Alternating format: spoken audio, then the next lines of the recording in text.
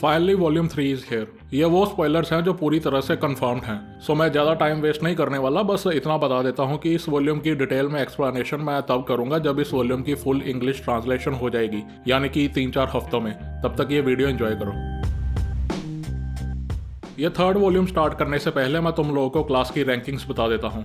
होरिकिता की class 1240 points के साथ क्लास ए में है। रियन की क्लास 1081 पॉइंट्स के साथ क्लास बी में। आयानो कोजी की क्लास 860 पॉइंट्स के साथ क्लास सी में और इचिनोसे की क्लास 864 पॉइंट्स के साथ क्लास डी में है। क्लास ट्रांसफर के वक्त आयानो कोजी और इचिनोसे के बीच एक म्यूचुअल एग्रीमेंट हुआ था कि जब तक सभी क्लासेस पॉइंट्स के मामले में बराबरी में नहीं आ जाते तब तक दोनों क्लासेस एक दूसरे की हेल्प करेंगी। अगर कल को इन दोनों क्लासेस के बीच में कोई टेस्ट या कोई कंपटीशन होता है तो जो क्लास पॉइंट्स में सबसे आगे है वो दूसरी क्लास को वो टेस्ट या कंपटीशन जीतने देगी। एग्जाम्पल मैं दूं तो ये जो आइलैंड एग्जाम हो रहा है इसमें आयानो कोजी को इचिनोसे की क्लास की हेल्प करनी होगी और उन्हें ये एग्जाम जीतने देना होगा, क्योंकि आयानो कोजी की क्लास इचिनोसे की क्लास से 3 पॉइंट से आगे है। आई नो ज़्यादा डिफरेंस नहीं है, पर यही एग्रीमेंट है।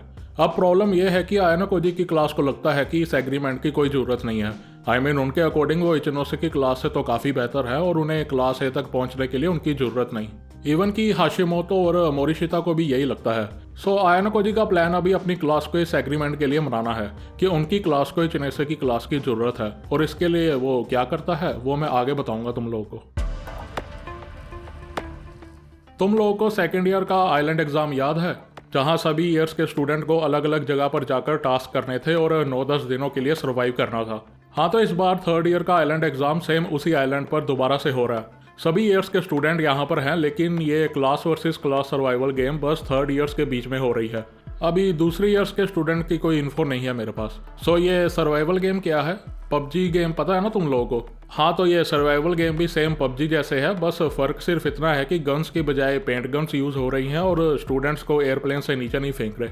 बस बाकी वही अलग अलग जगह से उन्हें रिसोर्सेज इकट्ठे करने होंगे और हर थोड़े टाइम के बाद वो ब्लू लाइन चलने लगेगी, जिससे कि आइलैंड और छोटा होता जाएगा और जो उस लाइन से बाहर होगा वो एलिमिनेट हो जाएगा। हाँ, ऑफ कोर्स इस सर्वाइवल गेम के अपने कुछ और रूल्स हैं जो मैं अब तुम लोगों को एक्सप्लेन करने वाला हूँ। थोड़ा रफ लैंग्वेज में मैं तुम लोगों को एक्सप्लेन करूँगा, बाकी डिटेल में मैं दूसरी वीडियो में बताऊँगा, ठीक है? ये एग्ज़ाम 3 रात और 4 दिन तक चलेगा, लेकिन अगर उससे पहले ही सभी एलिमिनेट हो जाते हैं तो एग्ज़ाम उसी वक्त ख़त्म हो जाएगा। एग्ज़ाम सुबह 9 बजे से लेकर शाम 6 बजे तक चलेगा और चौथे दिन एग्ज़ाम शाम 4 बजे तक चलेगा। हर क्लास को अपने अपने स्टूडेंट्स को एक रोल असाइन करना होगा। ये कह लो कि एक पोस्ट देनी होगी, जैसे कि कमांडर। हर क्लास में सिर्फ एक ही कमांडर होगा जो अपने नेम के अकॉर्डिंग अपनी क्लास को कमांड करेगा। कमांडर की खास बात यह है कि उससे सभी स्टूडेंट्स की लोकेशन अपने टैबलेट पर हर 5 मिनट में मिलती रहेगी। क्लास ए के स्टूडेंट्स मैप में रेड कलर में दिखेंगे, क्लास बी के ब्लू में, क्लास सी के येलो और क्लास डी के ग्रीन कलर में दिखेंगे। वो रेडियो के जरिए अपनी क्लास के VIPs को कॉन्टैक्ट कर सकते हैं, उन्हें इंस्ट्रक्शंस दे सकते हैं। लेकिन कमांडर बनने के अपने कुछ नुकसान भी हैं, जैसे कि वो अपनी जगह छोड़कर कहीं नहीं जा सकते। जैसे कि एक ही जगह पर रहकर उन्हें अपनी क्लास को कमांड करना है। दूसरा ये कि कमांडर ऑफ कोर्स दूसरे स्टूडेंट्स पर खुद से अटैक नहीं कर सकते और ना ही दूसरी क्लास कमांडर पर अटैक कर सकती है, यानी कि वो बस इंस्ट्रक्शंस ही दे सकता है और कुछ नहीं। तीसरी प्रॉब्लम ये कि वो बस VIPs के साथ ही रेडियो से कम्युनिकेट कर सकता है, बाकी किसी से भी नहीं। कमांडर तभी चेंज हो सकता है अगर वो बीमार पड़ जाए या फिर इंजर्ड हो जाए, वो भी अगर स्कूल अलाउ करे तो ही। हाँ, उनके पास अपने कुछ अलग अलग तरह के वेपन्स जरूर हैं। हर कमांडर को 3 टैक्टिक्स दिए गए हैं यूज़ करने के लिए, जैसे कि ग्लोबल GPS शटडाउन। इस टैक्टिक की मदद से कमांडर अपनी क्लास के सभी स्टूडेंट्स के GPS फंक्शन 30 मिनट के लिए बंद कर सकता है, यानी कि दूसरी क्लासेस के कमांडर्स 30 मिनट के लिए उस क्लास के किसी भी स्टूडेंट की लोकेशन अपने टैबलेट पर नहीं देख सकता। कमांडर ये टैक्टिक पूरे एग्जाम में सिर्फ एक ही बार यूज़ कर सकता है। Individual GPS shutdown. नाम से ही तुम लोग समझ गए होंगे कि कमांडर इस टैक्टिक का यूज़ करके अपनी क्लास के किसी स्टूडेंट का GPS फंक्शन 30 मिनट के लिए डिसेबल कर सकता है। कमांडर ये टैक्टिक पूरे एग्जाम में 3 बार यूज़ कर सकता है। Identify person. इस टैक्टिक का यूज़ करके कमांडर मैप में किसी भी स्टूडेंट की आइडेंटिटी जान सकता है, यानी कि उनका नाम और उनका रोल क्या है। सो ये तो था कमांडर। अब बात करते हैं VIPs की। हर क्लास में सिर्फ 3 VIPs होंगे। VIP की खास बात यह है कि वो रेडियो यूज़ करके कमांडर से बात कर सकता है और कोई भी इंस्ट्रक्शंस या मैसेज वगैरह आगे गार्ड्स को दे सकता है। इस पूरे एग्जाम में VIP सबसे इंपॉर्टेंट है, क्योंकि अगर किसी क्लास के तीनों VIP एलिमिनेट हो जाते हैं तो वो पूरी की पूरी क्लास एलिमिनेट हो जाएगी, चाहे उस क्लास के अभी कितने ही स्टूडेंट्स क्यों ना बचे हों। अगर तीनों VIP एलिमिनेट हो गए तो उस क्लास का गेम ओवर। लेकिन अगर एग्ज़ाम ख़त्म होने तक कोई वीआईपी बचा रह जाता है तो उस क्लास को हर सर्वाइविंग वीआईपी के 100 पॉइंट्स मिलेंगे। सपोज करो एग्ज़ाम ख़त्म होने तक इचिनोसेकी क्लास के 2 वीआईपी बच जाते हैं और एक वीआईपी एलिमिनेट हो जाता है, तो इचिनोसेकी क्लास को डायरेक्ट 200 पॉइंट्स मिल जाएंगे।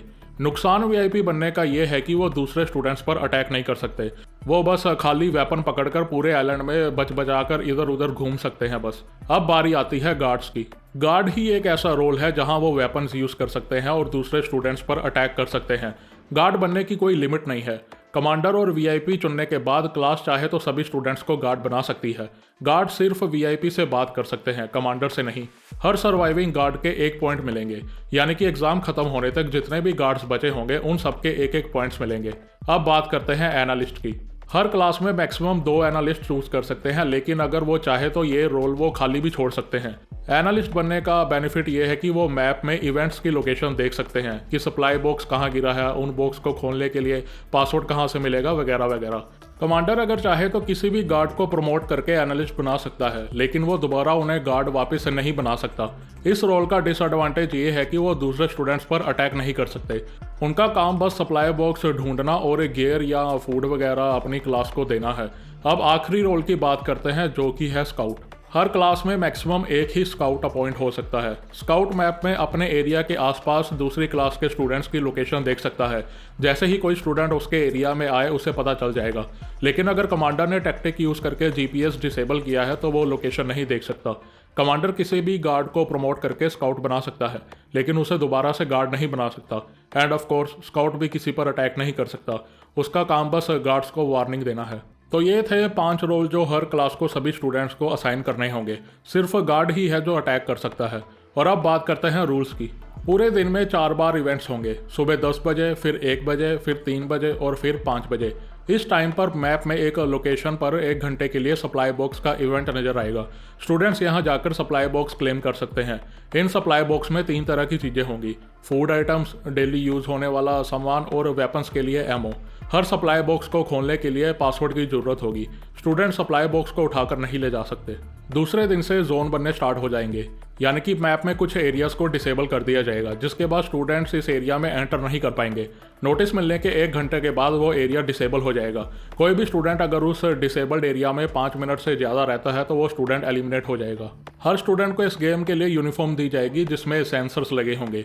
अगर पेंट बॉल पेट में या पीठ पीछे लगकर फट जाता है तो आउट माना जाएगा। ऐसा होने पर सेंसर्स को पता चल जाएगा और आउट रजिस्टर हो जाएगा। सिंस ये यूनिफॉर्म्स प्रोटोटाइप है तो रेयर केस में हो सकता है कि सेंसर डैमेज रजिस्टर ही ना करें। तो इसका मतलब ये नहीं कि वो स्टूडेंट सेफ है, उस स्टूडेंट को खुद जाकर रिपोर्ट करना होगा। अगर बाद में पता चला तो भारी पेनल्टी लगेगी।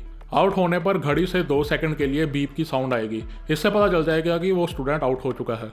कोई भी स्टूडेंट आउट होने पर दूसरे स्टूडेंट्स पर अटैक नहीं कर सकता। उसे सीधा आइलैंड छोड़ क्रूज शिप में वापस आना होगा। दूसरे स्टूडेंट्स की गन चोरी नहीं कर सकते, उन्हें धक्का नहीं मार सकते, फाइट नहीं कर सकते। एग्जाम टाइम सुबह 9 बजे से शाम 6 बजे तक होगा। इस टाइम पीरियड के अलावा अगर किसी स्टूडेंट ने किसी पर भी अटैक किया तो वो स्टूडेंट एलिमिनेट हो जाएगा, और अगर बार बार ऐसा किया तो उस क्लास के 100 क्लास पॉइंट्स कट कर लिए जाएंगे।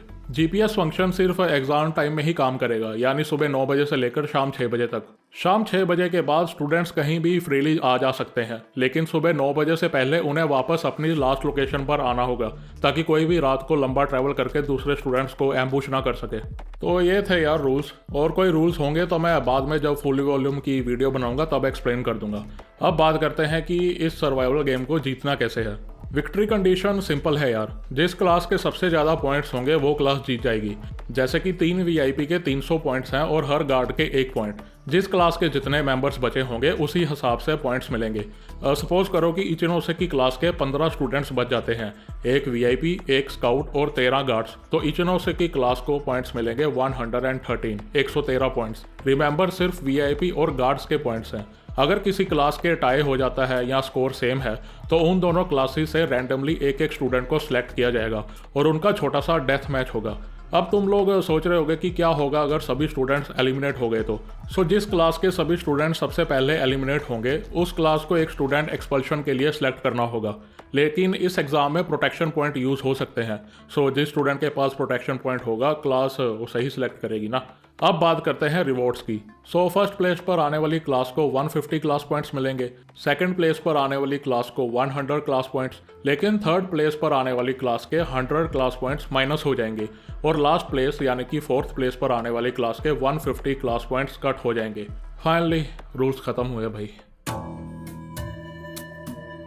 सबसे पहले क्लास के कमांडर्स को लॉटरी सिस्टम से 4 में से एक स्टार्टिंग लोकेशन चूज करना था जहां से सभी स्टूडेंट्स का एग्जाम शुरू होगा।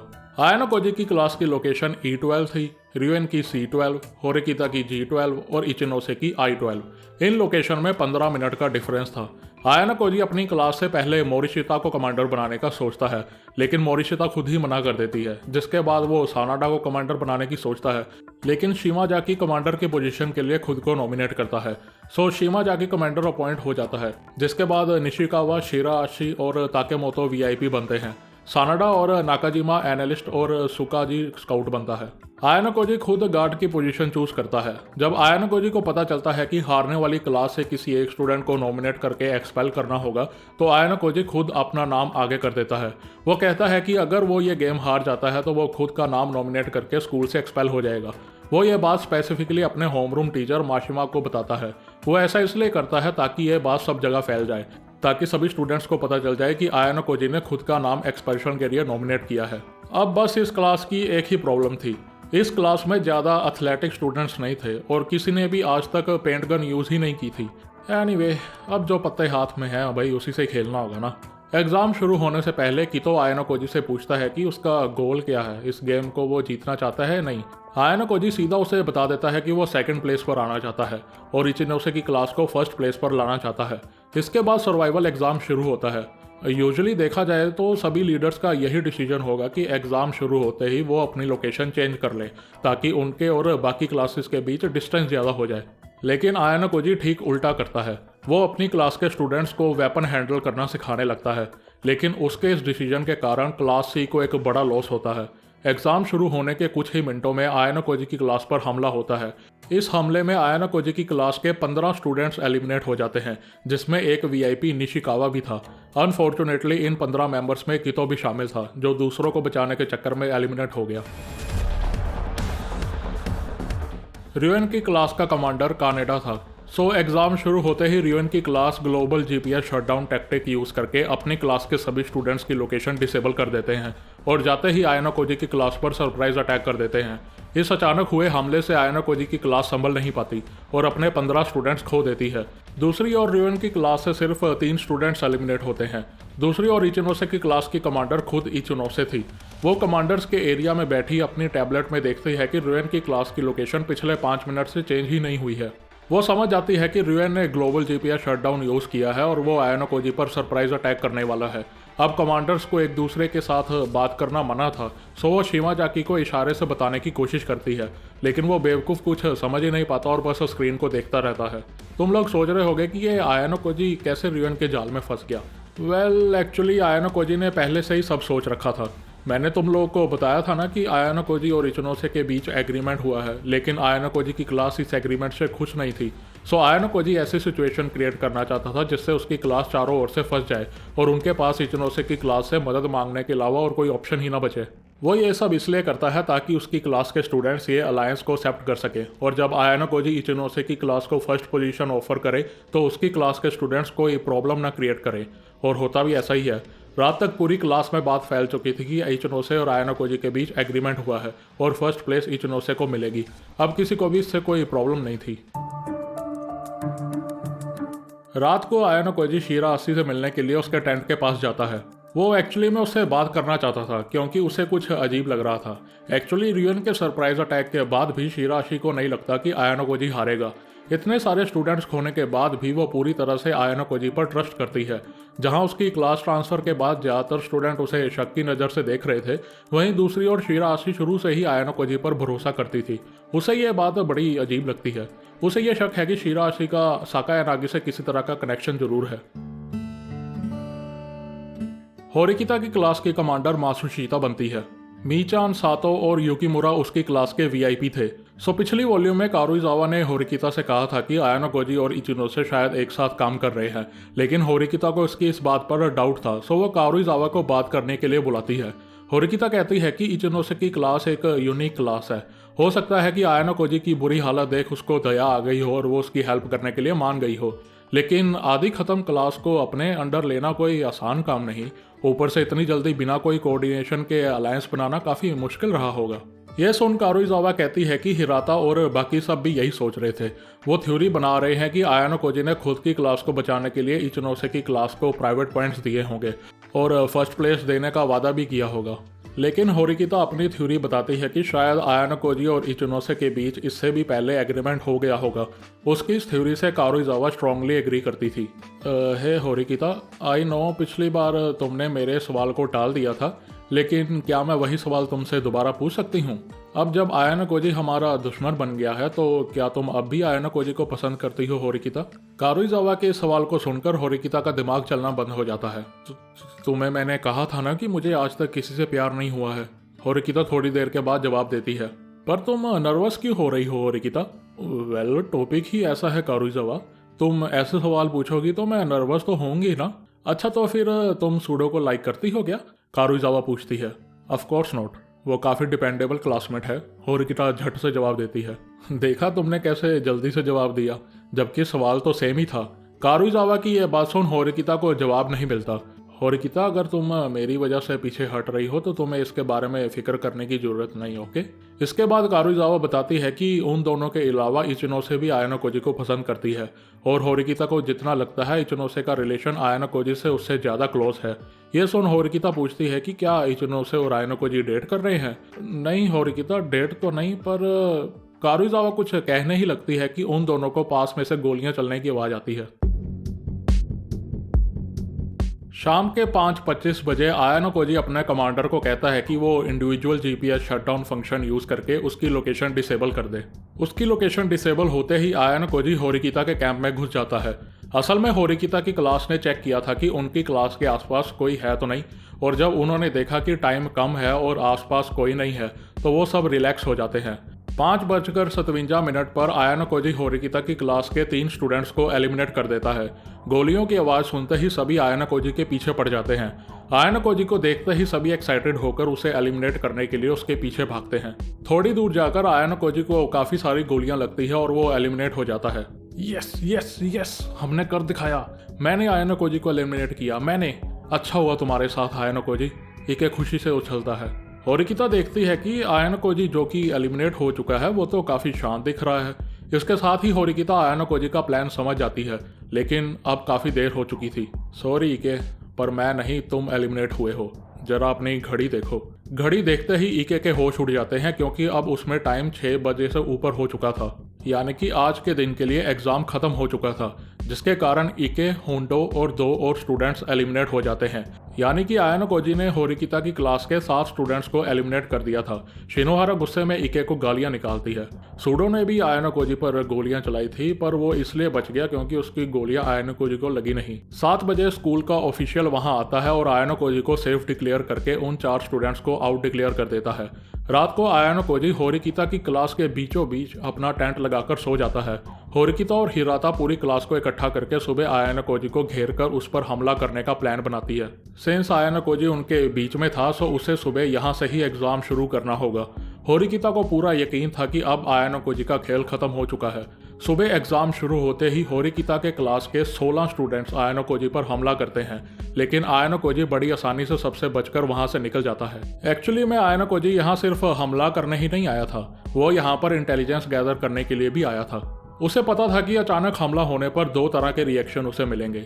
एक तो वो लोग जो उस पर सीधा हमला करेंगे और वो लोग जो वीआईपीज़ को बचाने की कोशिश करेंगे। इससे आयानो कोजी को पता चल जाता है कि सातो, मीचान और युकीमुरा वीआईपी हैं। वो ये इन्फॉर्मेशन इचिनोसे और रुएन दोनों को ही दे देता है ताकि होरिकिता की क्लास पूरी तरह से खत्म हो जाए। आज एग्जाम का लास्ट दिन था। होरिकिता की क्लास जीपीएस फंक्शन ऑफ करके अलग अलग टीम्स बनाकर रियोन, आयानो कोजी और इचिनोसे तीनों की क्लास पर हमला कर देती है। होरिकिता अपनी टीम लेकर रियोन की क्लास पर हमला करती है, जिसे देखकर इबुकी खुश हो जाती है क्योंकि उसे होरिकिता का ही वेट था। Rayon identify person technique use करके मीचान को ढूंढ लेता है और उसे एलिमिनेट कर देता है। उधर इबुकी और इशिजाकी सातो पर हमला करते हैं, लेकिन सूडो उसे बचा लेता है। दूसरी ओर हिराता की टीम इचिनोसे और आयानो कोजी की टीम पर हमला करते हैं। आयानो koji की तरफ से वहाँ हाशिमोतो था। वो हिराता को बार बार टोंट मारता है कि उसने हिराता को इतनी मेहनत करते पहली बार देखा है। शायद आयानो koji के जाने से वो काफ़ी अपसेट है। हिराता उसे इग्नोर करके अटैक करता रहता है। आयानो koji ने मुझसे कहा था कि वो हिराता के लिए सॉरी फील करता है। ये सुन हिराता थोड़ी देर के लिए डिस्टर्ब हो जाता है। हाशिमोतो ये मौका यूज़ करके हिराता पर सरप्राइज अटैक करता है, लेकिन वो कामयाब नहीं होता और हाशिमोतो एलिमिनेट हो जाता है। अब एग्ज़ाम ख़त्म होने का टाइम करीब आ रहा था। बस कुछ गिने चुने स्टूडेंट्स ही बचे थे। क्लास ए यानी कि होरिकिता की क्लास पूरी तरह से एलिमिनेट हो चुकी थी। सो होरिकिता की क्लास का लास्ट पोजीशन पर आना कंफर्म था। तुम लोग सोच रहे होगे कि ये कोएंजी किधर है। भाई साहब एग्जाम शुरू होते ही अपने रास्ते निकल लिए। वो इतनी तेजी से इधर उधर घूम रहा था कि सभी क्लासेस को पता चल जाता है कि मैप में ये तेजी से चलता हुआ स्टूडेंट कोएंजी ही होगा। कोएंजी को रास्ते में क्लास बी यानी कि रुएन की क्लास के 10 स्टूडेंट्स मिलते हैं जो सप्लाई क्रेट खोलने की कोशिश कर रहे थे। कोमिया को जीपीएस सिग्नल से पता चल जाता है कि क्लास ए से कोई तेजी से उसकी ओर आ रहा है।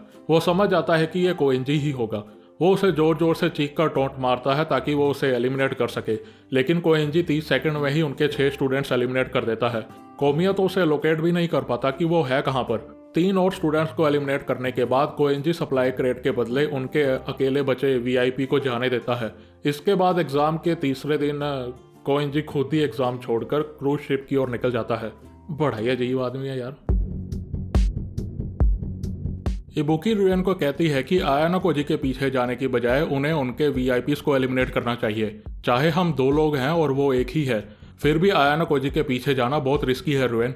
लेकिन रुएन उसकी बात नहीं मानता और वो दोनों फिर आयानो koji के पीछे लग जाते हैं।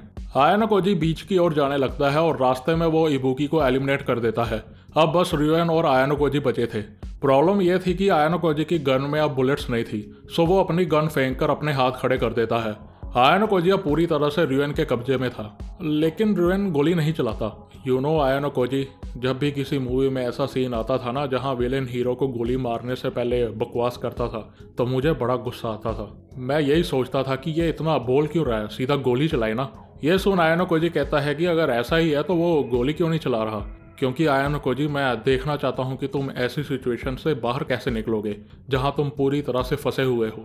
मैं देखना चाहता हूँ कि तुम क्या प्लान कर रहे हो, चाहे मैं हार ही क्यों ना जाऊँ। तुम्हें क्या लगता है रुएन कि मेरे पास कोई प्लान नहीं होगा?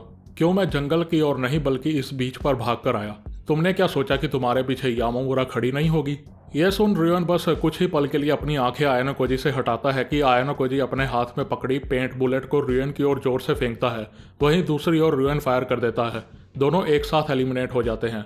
आयानो koji की ये बुलेट फेंकने की स्ट्रैटेजी कोई रैंडम स्ट्रैटेजी नहीं थी। वो पिछले 3 दिन से इसकी प्रैक्टिस कर रहा था कि कितनी जोर से कैसे ये बुलेट फेंकनी है कि सेंसर इसे रजिस्टर कर सके। ये छोटे छोटे स्पॉयलर्स हैं जो 1-2 लाइन्स के हैं या फिर जिनका कंटेक्स्ट मुझे अच्छे से नहीं पता। पहले दिन के लॉस के बाद आयानो koji की क्लास मूड अच्छा करने के लिए रात को बारी बारी से सब अपने पास्ट की कोई अच्छी या फनी मेमोरी शेयर करते हैं, लेकिन जब आयानो koji की बारी आती है तब वो ऐसा कुछ भी नहीं सोच पाता जो वो किसी से शेयर कर सके। रुएन के सरप्राइज अटैक के बाद आयानो koji की क्लास सप्लाई क्रेट लेने के लिए जाती है, लेकिन वहाँ फिर से रुएन की क्लास उन पर हमला कर देती है। वहाँ से भागते भागते मोरिशिता यामामुरा का इस्तेमाल करने की सोचती है। वो उसे शील्ड की तरह यूज़ करने की सोचती है, लेकिन वो खुद ही एलिमिनेट हो जाती है। वो सबको यही बताती है कि उसने यामामुरा को बचाने के लिए खुद को सेक्रीफाइस कर दिया। रात को डिनर करते वक्त कांजाकी आयानो koji के पास आता है। वो उससे पूछना चाहता था कि वो क्यों इचिनोसे के साथ टीम अप कर रहा है। वो जानता है कि आयानो koji कितना कैपेबल है, उसे तो इचिनोसे की कोई जरूरत ही नहीं होनी चाहिए। यामामुरा को इस पूरे एग्जाम में एक सिंगल बुलेट तक नहीं लगी और ना ही उसने एक सिंगल बुलेट फायर की। एग्जाम शुरू होने से पहले रुएन हियोरी से कहता है कि वो आयानो koji से अपनी एबिलिटीज़ के बेसिस पर जीतना चाहता है, लेकिन ऐसा करने के लिए अगर वो हियोरी को कुछ ऐसा करने के लिए फोर्स करे जो ठीक ना हो तो। ये सुन हियोरी कहती है कि क्लास बी के लिए वो कुछ भी करेगी और जब भी ऐसा कोई टाइम आए तो वो बिना झिझक के उसे यूज़ करे। एग्जाम खत्म होने के बाद जब आयानो koji क्रूज शिप पर वापस जाता है तो वो हियोरी को ढूंढने की कोशिश करता है। उसे हियोरी दूर खड़ी किसी से बात करती हुई दिखती है। वो सोचने लगता है कि क्या वो उससे हाय बोले या नहीं, लेकिन इतनी देर में आयानो koji के पास उसका क्लासमेट आ जाता है, सो वो हियोरी से बात नहीं कर पाता। सो फाइनल रिजल्ट्स एक्चुअली में आयानो koji के पॉइंट ऑफ व्यू से हैं। स्कूल ने ऑफिशियली ये रिजल्ट अभी डिक्लेयर नहीं किए और ना ही हमें पता है कि होरिकिता ने किसे एक्सपेल किया है। सो ये है फाइनल रिजल्ट। सो आइलैंड एग्ज़ाम तो ख़त्म हो गया था। सभी स्टूडेंट्स अब क्रूज शिप पर थे, लेकिन यहाँ पर एक प्लॉट ट्विस्ट था।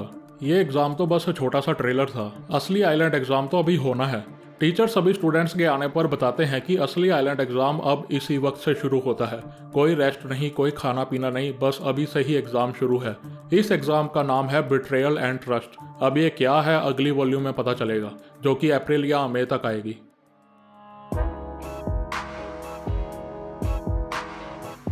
यार सच बताऊं तो जब मैंने स्पॉयलर्स रीड किए थे ना, तो मैं काफ़ी ज़्यादा डिसअपॉइंटेड था। क्यों?